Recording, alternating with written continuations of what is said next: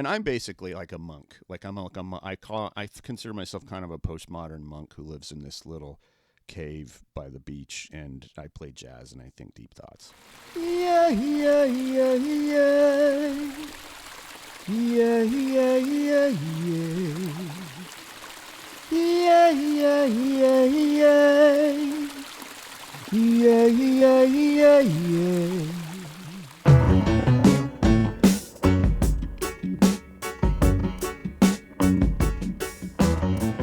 I am with Matt DeMeritt.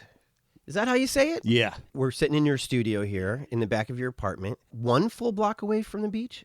About a half a block. A away half from a the beach. block from the From beach. the boardwalk. And you've got tapestries up. You've got like Indian gurus. It's kind of hippied out, like kind of, part of the territory, comes with the territory. I'm a now somewhat closeted hippie. I used to be a little bit more out. What put you in the closet? Just hippies are annoying, man. They are? Yeah, they can. Well, they are to me. I mean, maybe it's because I've lived here so long. How long have you lived here? 18 years. Wow. So, yeah. I moved In this apartment? In this apartment, yeah. That is How did you find this place? I have a friend who was managing this building and the building next door when they were both owned by this old guy named Craig, and who has since passed away. Huh. And the buildings were sold to a, sort of slumlordy management company. But, the law allows us to stay at the rate that we were here, and that landlord had never raised our rent. So I'm pretty old rent. So I'm kind of locked in here at a lower rate, which I can't afford to move. So I'm trapped in paradise here. But yeah, so he was a friend of mine, and he was like, "We got an apartment here. You want to apply for it?" And I applied for it, and I got it. So. Now, I'm also in rent control in Hollywood. Yeah. And they are allowed to up it 3% every year. Yeah. Is that how it is here, too? It's 5%. 5%? Because they pay utilities. Ooh. Yeah. It might be 6, actually. It might be... Utilities that's pretty utilities good. is pretty big. Yeah, so I'm fine with that. And I don't feel like you're abusing it. That means you could have like 3 air conditioners in here if you wanted to. Yeah.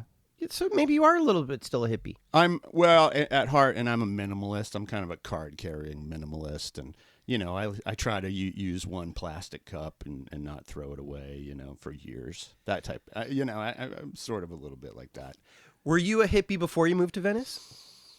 I mean, hippie, I think it's probably a little more accurate to say that I'm more of a beatnik culturally.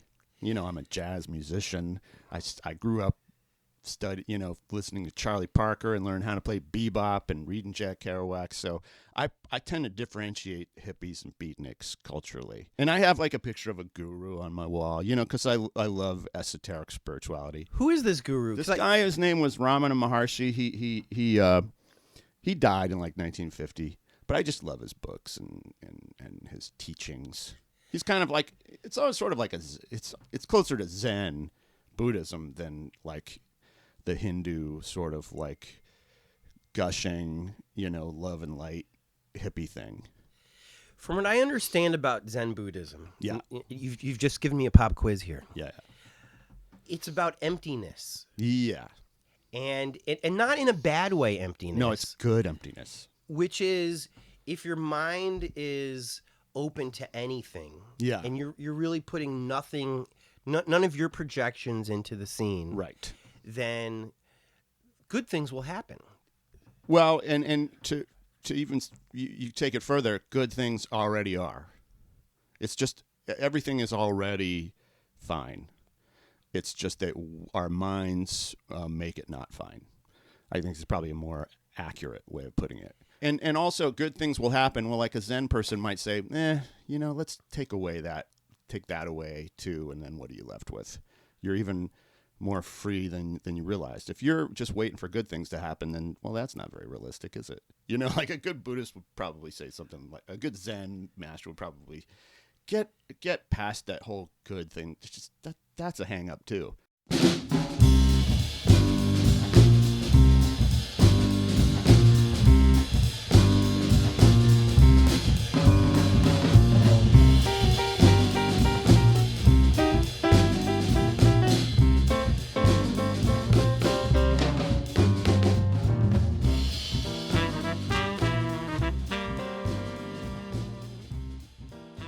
are here in Venice. Yeah, yeah. And this scene has changed a lot in 18 years since you've been here. 18 years ago was what, 2003? Yeah, 03. So just post 9/11, which I don't think affected Venice. When I moved to LA, I looked at places here, which was around 97, 98, and you could still find like a little studio for like $400, $500. How great is